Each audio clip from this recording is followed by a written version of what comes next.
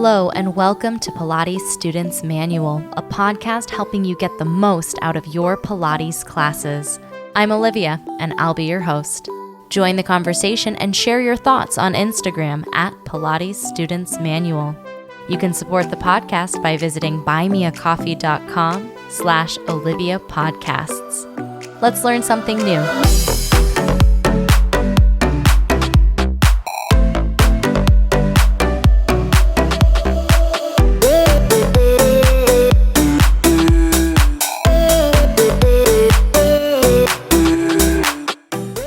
Hello, everybody. Welcome back to the podcast. Today, I'm going to be talking about Pilates and running.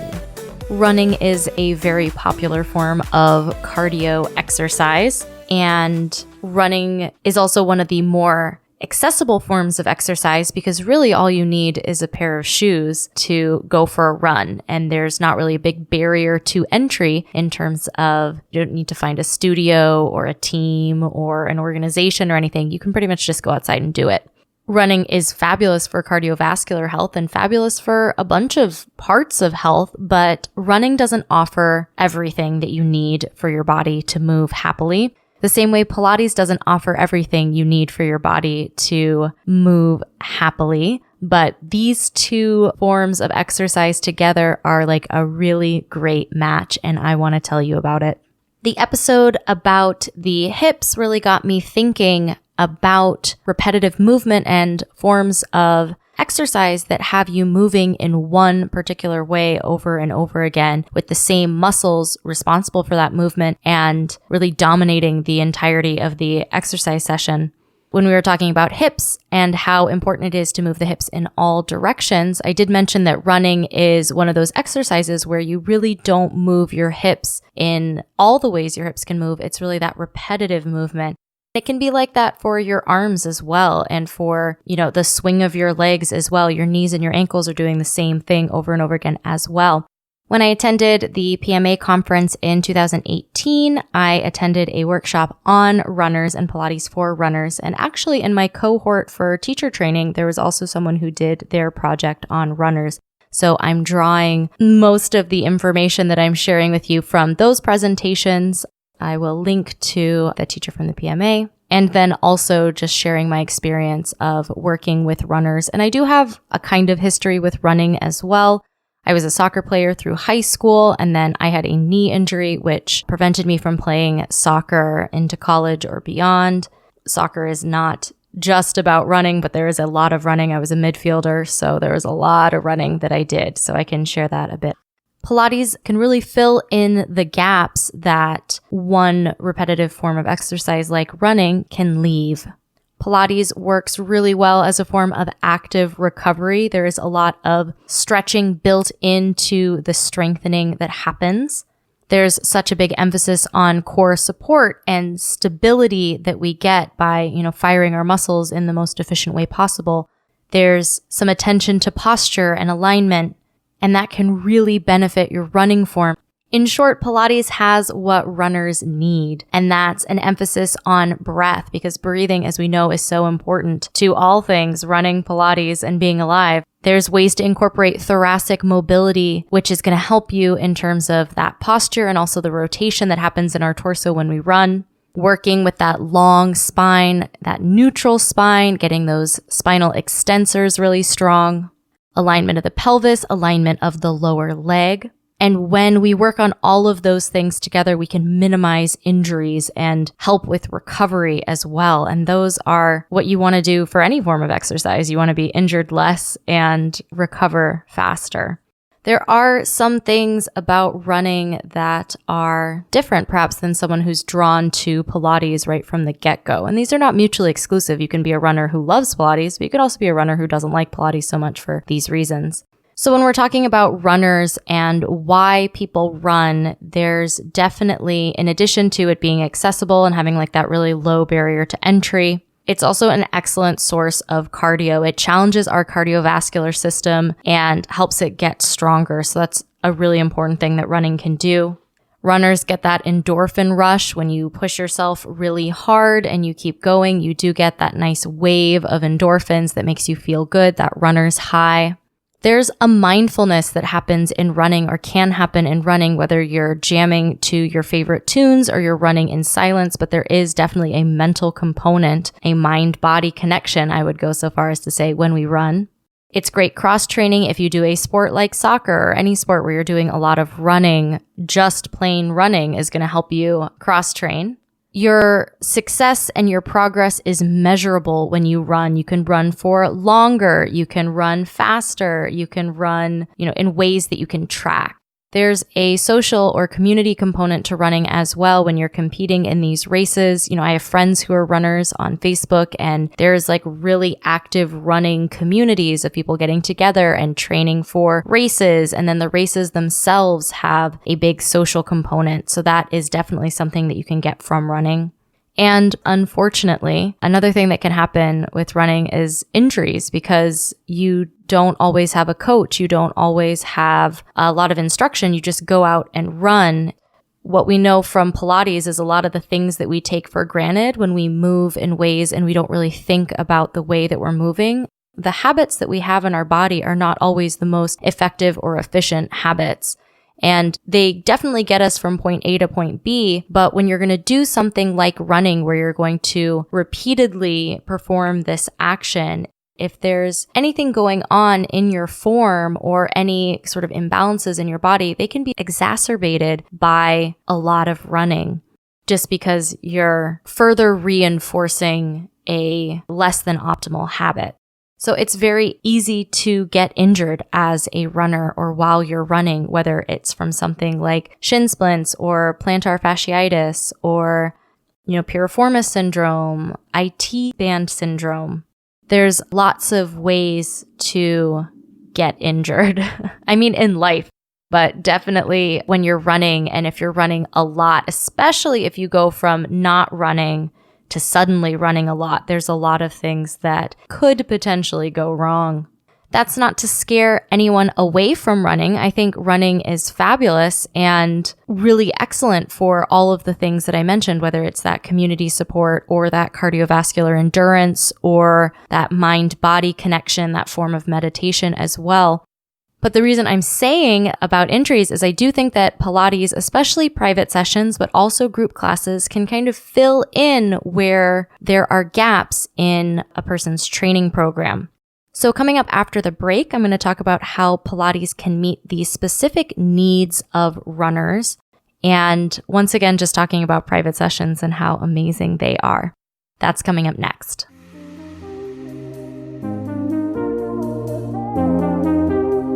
Hi there. Enjoying the podcast? Me too. Make sure you subscribe wherever you're listening so you get notified about new episodes. And visit buymeacoffee.com/Olivia Podcasts to support the show. There you can make a one-time donation or become a member with a donation of as little as $5 a month. Members get some awesome perks, including a shout out in the next episode, a monthly newsletter, a monthly Zoom call with me, and more. You can also visit links.oliviabioni.com/affiliates and check out some sweet deals on products I use and love. Now back to the show.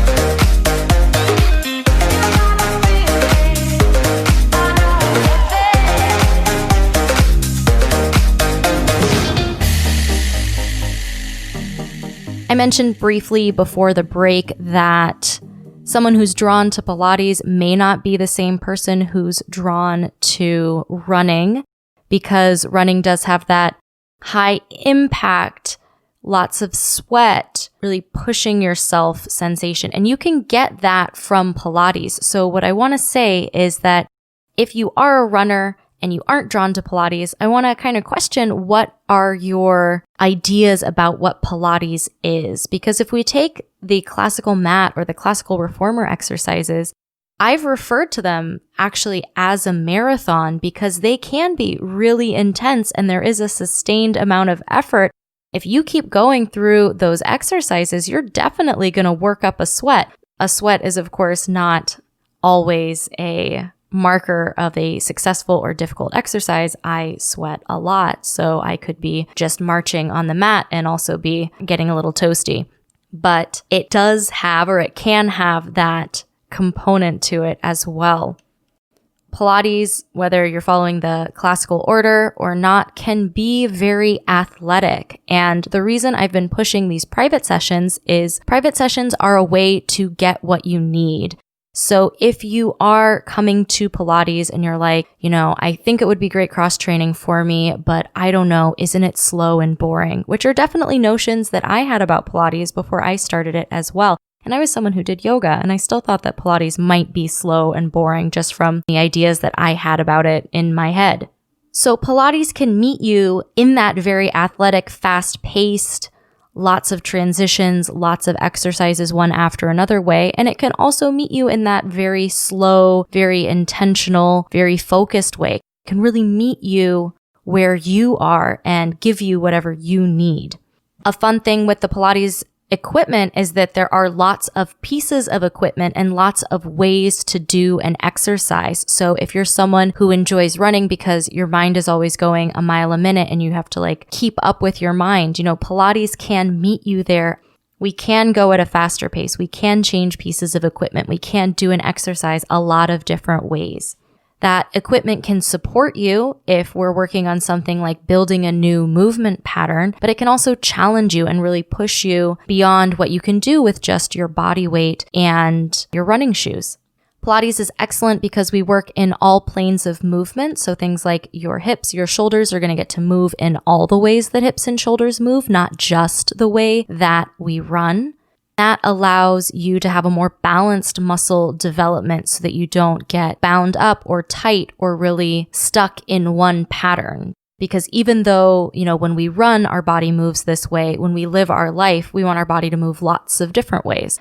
Pilates lets you explore all those different ways of moving and in different body positions. Running, you're always upright and running, but in Pilates, we work lying on our back, on our side, on our front, kneeling, seated, all kinds of ways.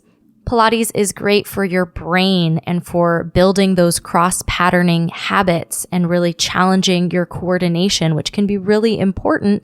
Even though running itself is a repetitive action, you might run on different inclines or with different terrain, and Pilates helps you through, navigating that change and finding that stability in instability. Pilates helps the foot, ankle, knee, hip. So all of those things that we're thinking about that are bearing load, that are having a lot of impact as we're running. Pilates is working to strengthen those joints to help you stay mobile in places that you're tight and stable in places that are unstable. I know that when I played soccer before I started doing yoga, before I started doing Pilates, I had several ankle injuries and I had rolled my ankle, or I rolled my ankles a lot. If I were coming to Pilates as a soccer player and said, I have all this ankle stuff going on, Pilates can really work to strengthen that joint so that I have less instability there. Pilates can also incorporate some stretching and some active stretching in ways that I can only speak from my experience as a soccer player, but I definitely did not stretch as much as I needed to. And it's really easy to get injured when muscles aren't able to move the ways that they need to. Pilates is a great way to incorporate that stretching using equipment in a more interesting or dynamic way so that you're still stretching, which is what you need to do, but it's also a little bit more interesting as well. Saving the best for last, there is a huge emphasis on breathing in Pilates and really breathing fully and deeply, using all of the muscles that we need to breathe. And by doing exercises while you're breathing in this way, you're also strengthening that muscular system that supports our breath. And that is something you can transfer to your life, let alone the activities that you do in your life. Any of those issues that I mentioned, whether it's shin splints or if you have tendinitis in your Achilles or plantar fasciitis, IT band, or piriformis syndrome, maybe you have sciatica going on. Most of those, can I say all of those? Most, if not all of those, are caused by an excessive amount of tension. Part of that is because when we run, we're performing that repetitive action. So we're asking the muscle to do the same thing in the same way all the time. All of those issues that may come from running are very painful, and I don't want to discount the pain, but they are definitely things that can be remedied when we either stretch what is tight, strengthen what is weak, and pay attention to those areas of the body that are letting us know that something's not quite in balance. Whether you are a runner and just a runner, or you're running to cross-train, Pilates is a great way to cross-train your running and really keep you injury-free, pain-free, and able to run longer, happier, better, breathe better, move better. Pilates really might be the missing piece in your routine. I highly recommend that if you are a runner, or if you know a runner, that you recommend Pilates to them, or that I recommend Pilates to you. Maybe you start in-group classes. I know at the studios I work with, we offer a free 30-minute private training assessment where you can come in totally free to you and just talk with a Pilates teacher. And you can ask them, I'm a runner. What is Pilates going to do for me?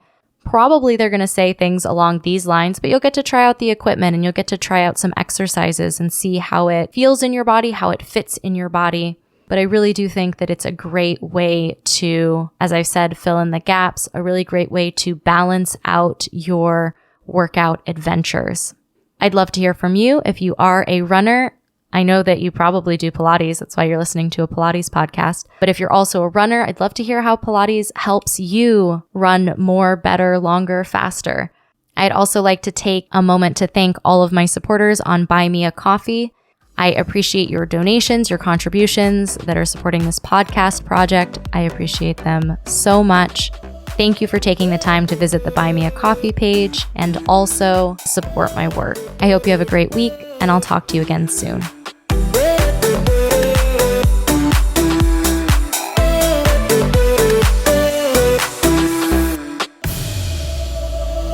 Thanks for tuning in to this week's episode of Pilates Students Manual, a podcast helping you get the most out of your Pilates classes.